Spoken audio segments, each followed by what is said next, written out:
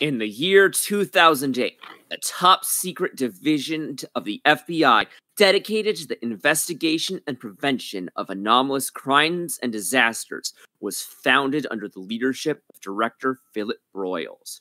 For the coming years, this group would uncover a pattern of bizarrely interconnected incidents across the country. Now, years later, the files of this chapter of this world's secret history have been uncovered. Open these files with Cassandra of the Void. Here come the men in black. Justy, the rat catcher. You have biscuits in your pocket. I can smell them. And Teletran 4. I just recently discovered how euthanasia feels to perform. Here in the Fringe Files. So, episode 2 of Watching Fringe. We've got watched the episodes 3, 4, and 5.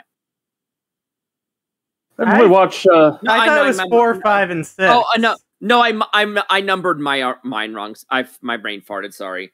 4, 5, and 6. I'm sorry. I was about to go up in a different notes file. But yeah, I had my I forgot I numbered the first 2 episodes wrong. I was like, oh, I numbered the last episode right, but I forgot yeah, whatever.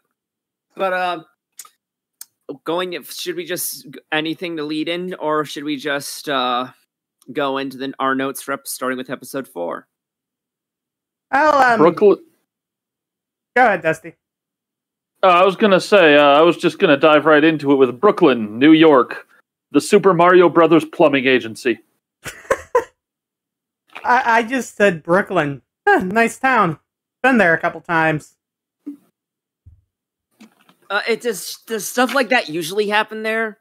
Yeah. Huh. Thought You'd be surprised. So yeah, we have our first glimpse at someone.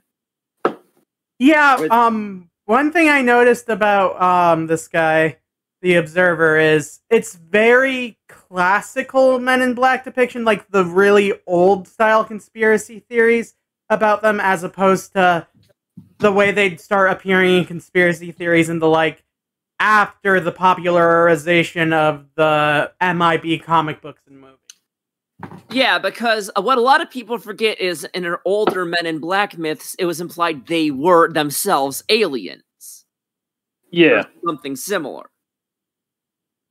And this guy's social skills make me look like a motivational speaker.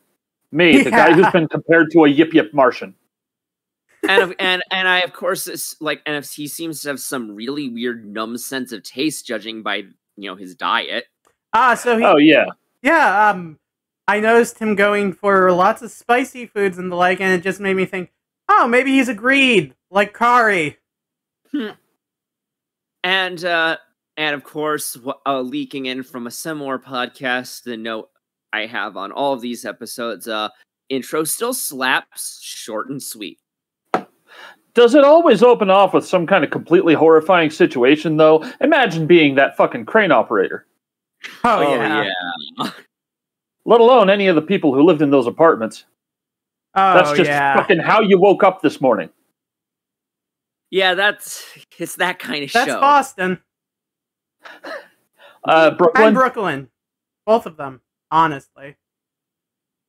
Meanwhile, why is Walter Bishop such a nudist? I'm not sure either of you should be ones to speak right now, considering your avatars. Honestly, you're both wearing more clothes than I'd expect. Fair enough. Yeah. That's reasonable. Yeah, but he's human. I'm not even humanoid right now.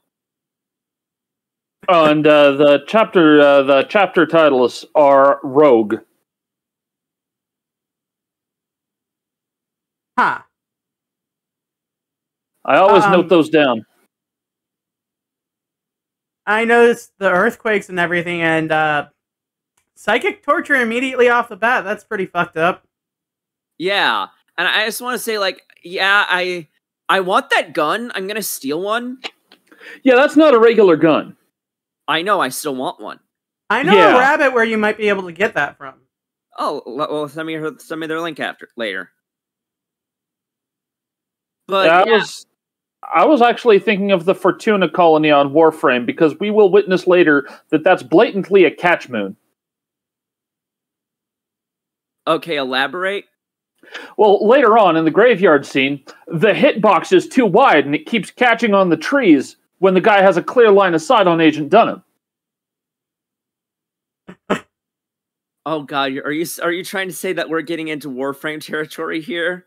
Yes, it's a catch moon. Oh my God! That's see, my interpretation of it, based on the design, was everything was one of those monoliths from Dead Space.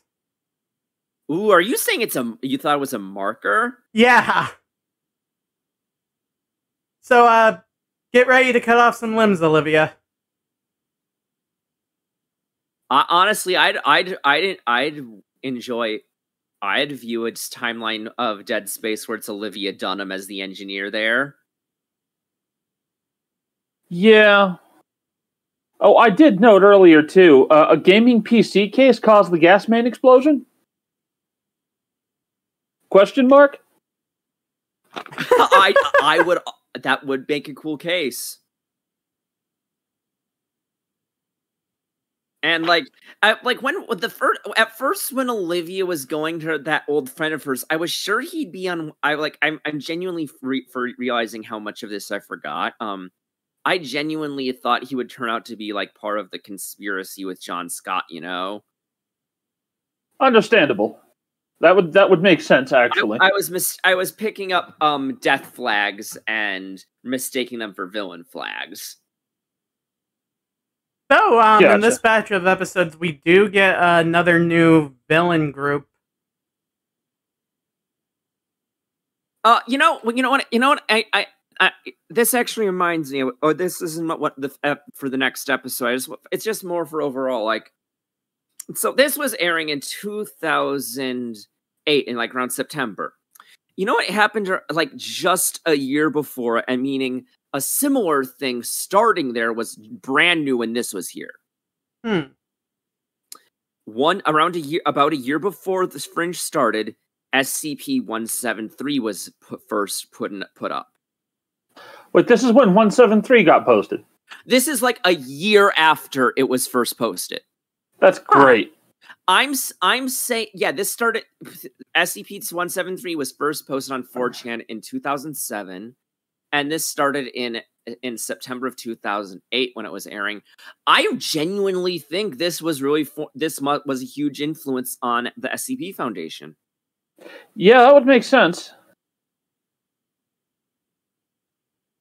Up to and including their propensity for horrifying stuff happening. Yeah, like when you think just can't you imagine this episode as the premise of an SCP article? Yes.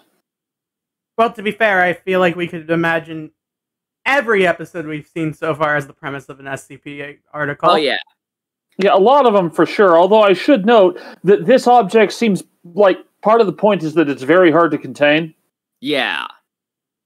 What do you think it is? I'm curious. Like, showing up and leaving like that. See, I don't think it's gone. I think it's buried into the earth and it's monitoring the planet somehow and the populace. That would make sense. Yeah, I don't know if it's monitoring anything necessarily, but it definitely comes and goes as it pleases, and it clearly spends most of its time underground. And there's not as I just want to say, why is Walter just so bad at showing affection? It's heart-wrenching sometimes. Because he spent years locked up in solitary. Yeah. And you know, it is interesting to see how after this episode, both he and Peter seem to get a little better at it. Yeah, they're both trying, and I love it.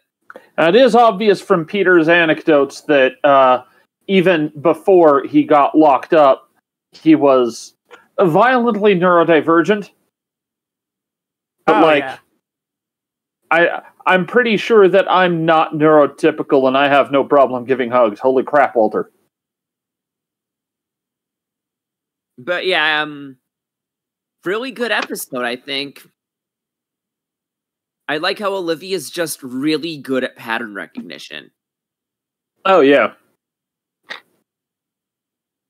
Fitting considering the case she's on. Yeah, that's pretty appropriate.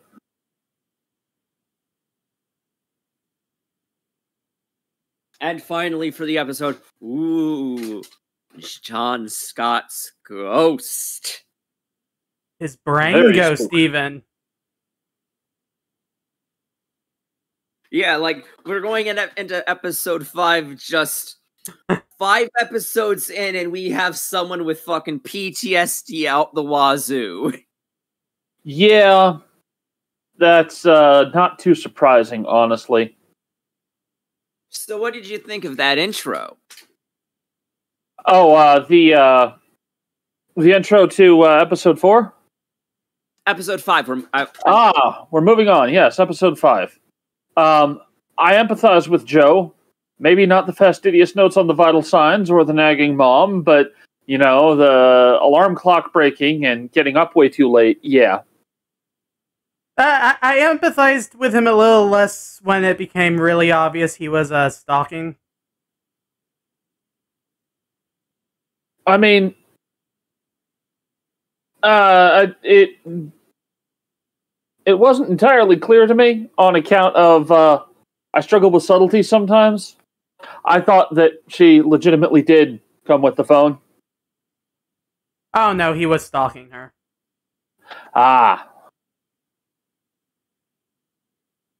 And I had a joke written in here. Is it possible to steal valor from Cub Scouts? That's a red flag, man.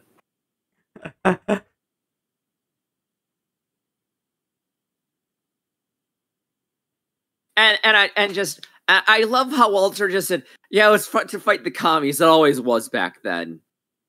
I mean, yeah. I mean, have you seen? Yeah.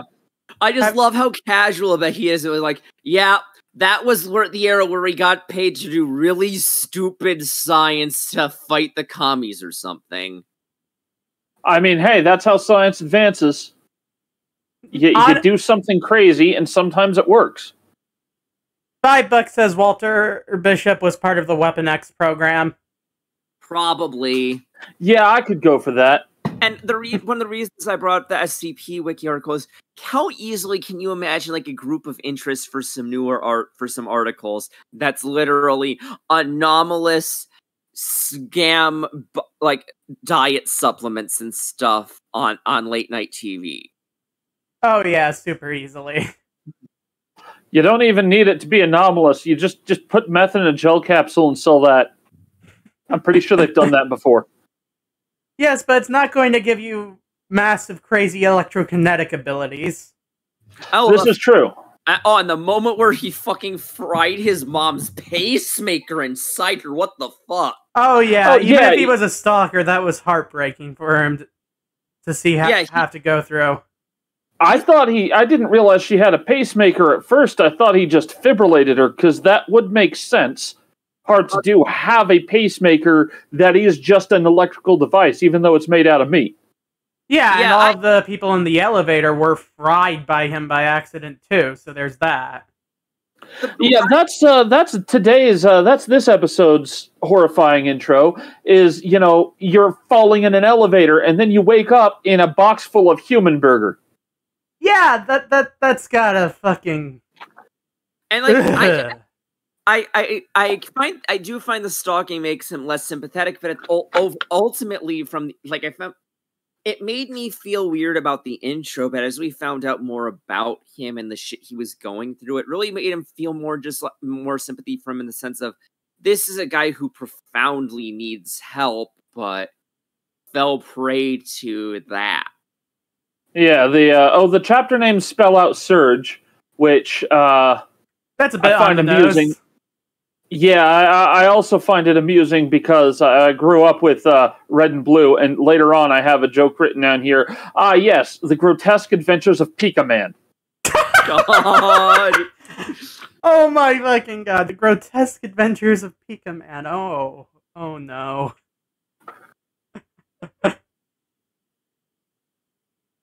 Also, come to think of it, with the luck this guy's got with electrics, he should know better than to get on an elevator. You would think. You really would. Take the stairs, man.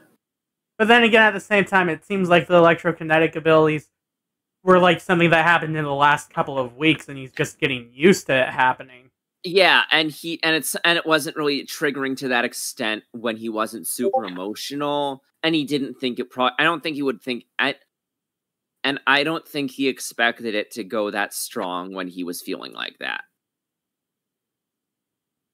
Yeah, that's true. He thought it was just like minor flickers when he got upset, you know?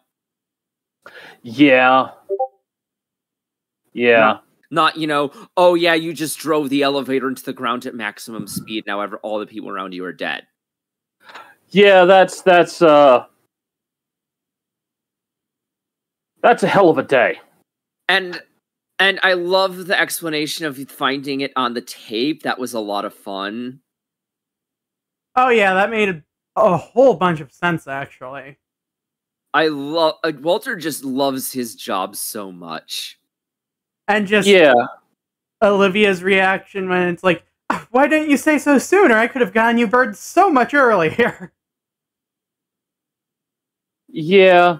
Oh, I thought it was absolutely, clearly he had other plans, but I made note later that the reason he asked for 24 of them, Liv, when she was asking, you sure you're not going to fry it? Look, the reason he asked for 24 of them is so that he can screw up and kill 23 of them and still be able to succeed. Yeah. And you just know he'd take those out like, oh, fried pigeon, and start like plucking it and prepare and like eating one. Yeah. Oh yeah, squab is good. You can actually eat squab. Squab is red meat actually and tastes good raw, and is safe or not raw, but rare, and tastes good that way too. So yeah, he was probably fully intending like, oh, and if any do get fried, I'll have some dinner. A nice snack. Yeah. Peter would still judge him for it, though. Oh, of course. I wouldn't blame Peter for doing so. Although I would be asking Walter if he'd share. I just want to say, imagine being like one of those normal FBI agents you see for raids and stuff, right? And you get stuck in this bullshit secret division for no apparent reason, and it's mostly just doing paperwork and stuff for this one weird task force. And now you're stuck driving around in this big convoy following Pigeon. And Astrid, that's basically what Astrid's situation is. And she says, are you sure this is going to work? Astrid, please. If you're sure it's going to work, it's not science. Tiv, I just want to say, Astrid, Walter just really has brainstorm energy, doesn't he? Little bit. So are you saying Astrid is Nautica? Yes. I don't know what these names mean. A transformer. Yeah. I guessed that much from context. Actually, that does remind me of one thing that I don't think it's a big spoiler, but there is one trait of Astrid that I think Nautica might share.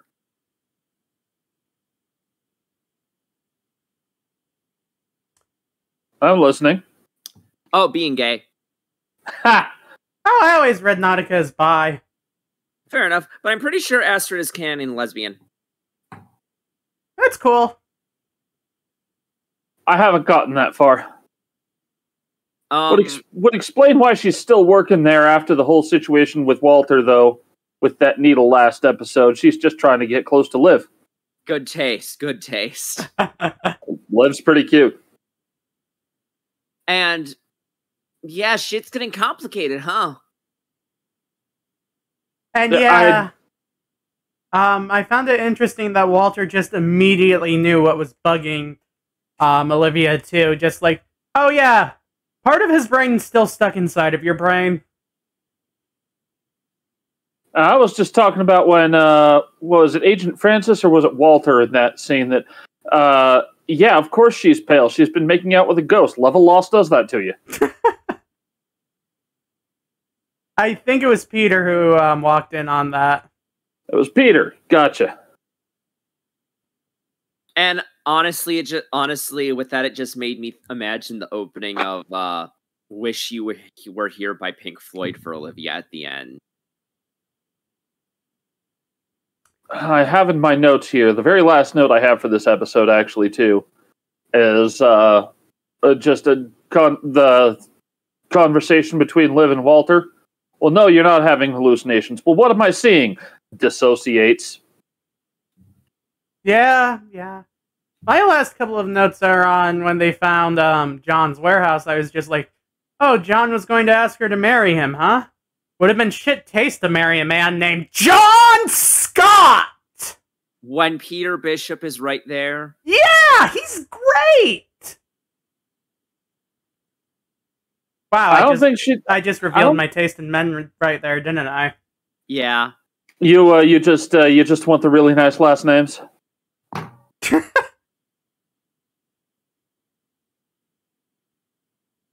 Well, that and Peter's just really, really charming. And I really like the sarcastic hero sort. Has a bit of a rough past, but really charming and still tries to do the right thing when it becomes obvious that that's what he's doing, Okay, so you'd also go for Spider-Man. I mean, that goes without saying. You know me, don't you? Yes, that's true. So is it also men named Peter? Is that also important? Honestly, I never drew that connection. But it's possible. Not Peter Griffin, though. Never Peter Griffin. Moving swiftly on from that thought. Episode 6! The chapter names on this one spell cells. And I just, as good as the opening scene was, good tension, that head explosion scene was so bad. Yeah, the blood splatter effect wasn't very convincing. It's just this thin splatter of cherry red. The special effects were abysmal. It's like what the radioactivity did to her blood was make it into Kool-Aid or something. Exactly. Oh god, it turned into LCL. I had a note here. Usually the unconscious woman gets put into the unmarked white van. I'm not sure how to react to that. Brains boiling. Awful nightmare. Yeah, another horrifying situation. That's the reason I didn't feel bad about making that joke, is it's comparably and possibly less horrifying than what actually happens in the episode. Brains boiling almost sounds familiar for some reason, but moving on.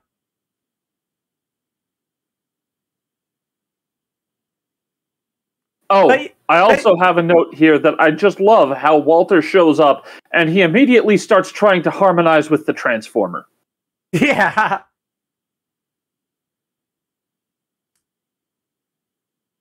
And my next note after I'm just like head exploding popped like a zit is just that Dr. Sanjay immediately seemed suspicious. Oh yeah. Just a little. And then after that, just that some of Walter's fondest memories involve bondage, huh? Me too, buddy. Me too. My note on that is just, man, Walter was the fun kind of scientist. Yeah, I'm sitting here seeing either being held against her will or being held against her will, parentheses, consensual. Not judging, just pointing out the possibility. And Peter does joke about, just like tossing the pigskin around, but this really is Walter trying to share something they know well to bond, and like he does recognize it. He tries. And I love it when shows have to make up some bullshit condition, like Bellini's here. Because it just sounds like Hyper AIDS. Yeah, it just sound it, and they always sound like real one, but we're scared of portraying it inaccurately. Yeah. At the very least, the people with Joker just intentionally made sure the symptoms didn't actually match anything real. And of course, I just want to point out how delightful the quote how delightful it is when Walter points out this is that it's upsetting because the papaya is the friendliest of fruits. I have a note here. Look, Walter, if you're so upset using a papaya, just go get a lab rat and throw them in there. And then he just points out, oh, I have some gerbils in the back if you want. Yeah. He caught up with me pretty quickly. The next note after that is scolding him for scaring Jean.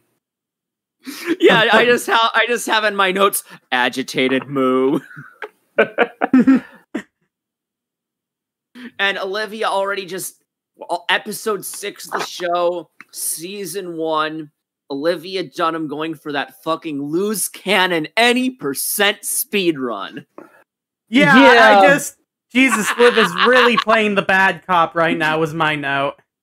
And then Peter, and then the next scene with Peter is great because she's just, you gotta calm the fuck down. I'm here to help. And then I think this scene is. I think the scene that we're referring to here is that also the one where she's dealing with the businessmen, and where she's talking about her shitty stepdad. Yeah. See. Okay, the shitty stepdad. Yeah. Holy shit, that's fucked up. That was what I had the note on there. I had the note earlier with the businessman trying to threaten her back, and it's like, listen, you might be trying to do something subtler than this, but that sounds to me like you just threatened to spay her. Oh, God. Lord.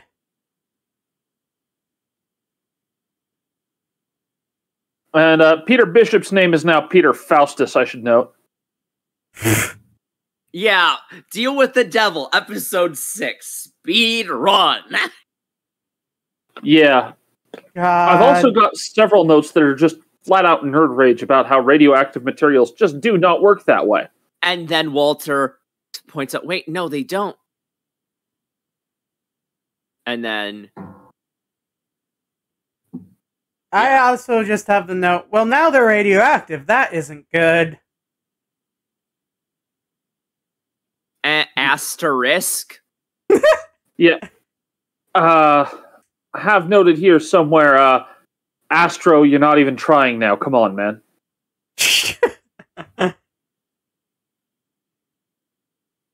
And as always, I'm a sucker for scenes where you have them briefing about some mission, and then it's playing over the mission happening. I'm just a sucker for that.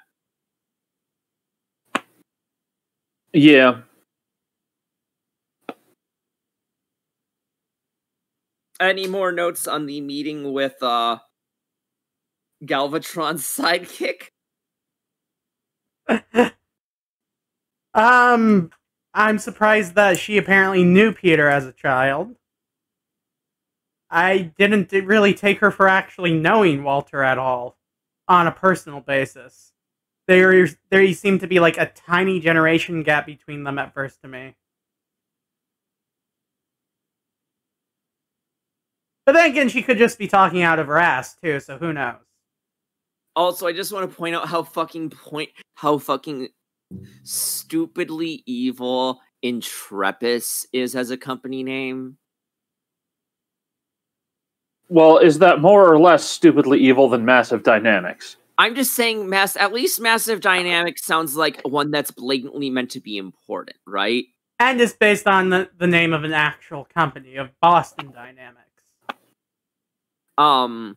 With Intrepis, it just sounds like such a generic throwaway one, you know? At least it's not Umbrella.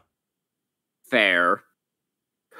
You know, Umbrella Corporation is actually a real thing.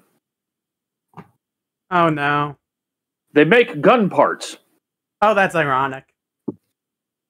Thank goodness it's not a pharmaceutical company, am I right?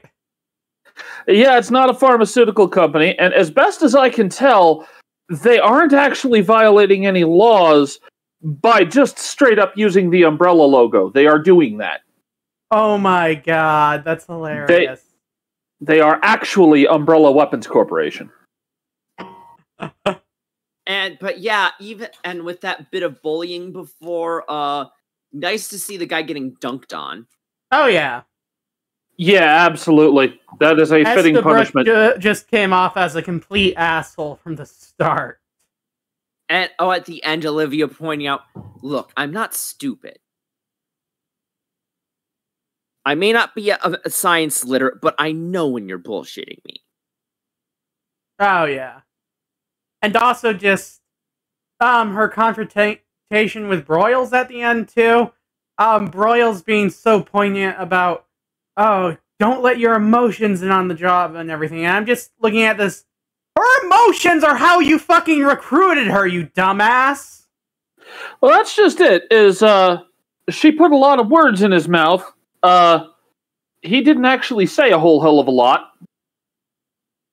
Now, he didn't object either, which is amusing. True. But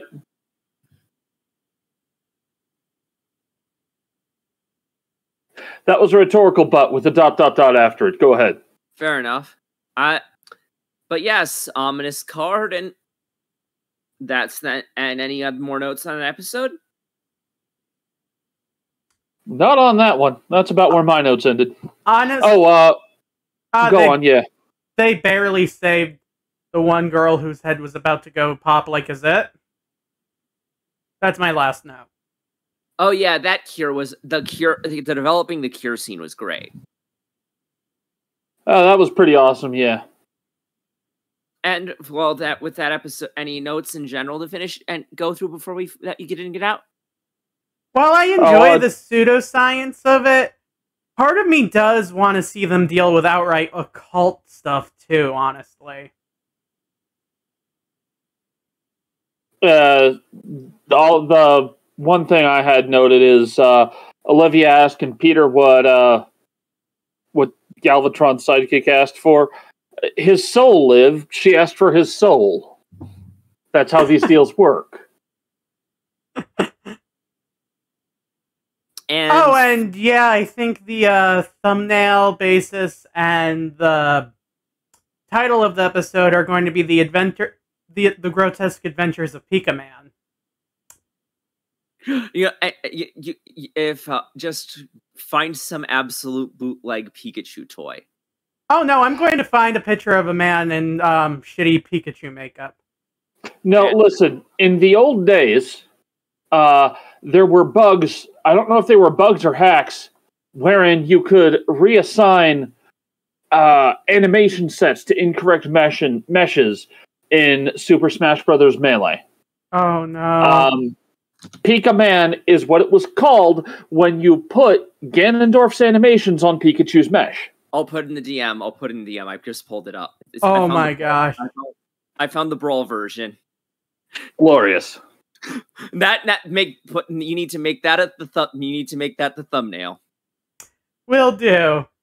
But anyway, want to give us an outro, Cass?